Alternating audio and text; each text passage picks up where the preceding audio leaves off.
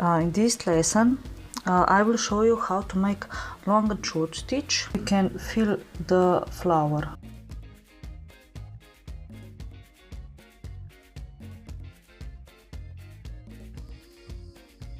And if you will look at my sketch, you will see that I have colored my flower, so I have decided to use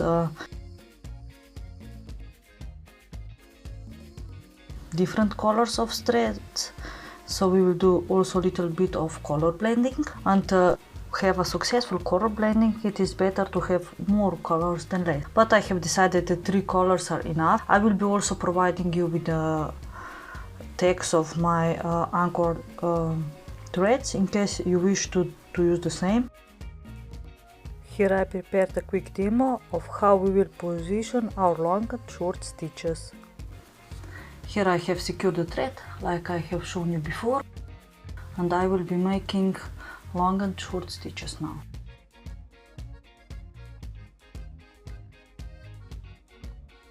Sometimes it is useful if you are not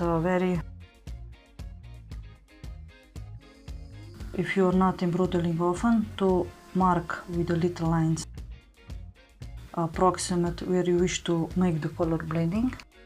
You can do this according to your sketch, and I usually start from left to right.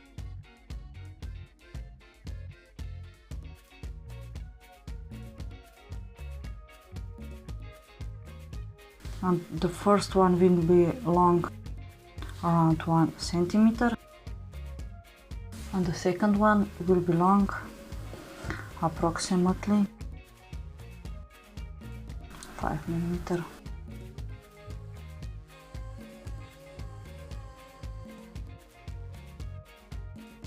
And long and short stitch are even more beautiful if they are uneven. If you make one longer, one shorter, one longer, one shorter, this makes this beautiful blending effect that you have probably seen on different types of embroidery. And I will make this one shorter.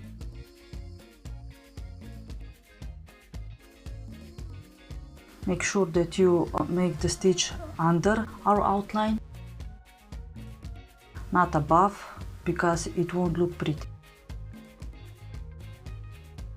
I will make this in 2 rows. This will be the first row, and then I will make the second row. And after I finish this, I will show you how I will blend my second color into this first color.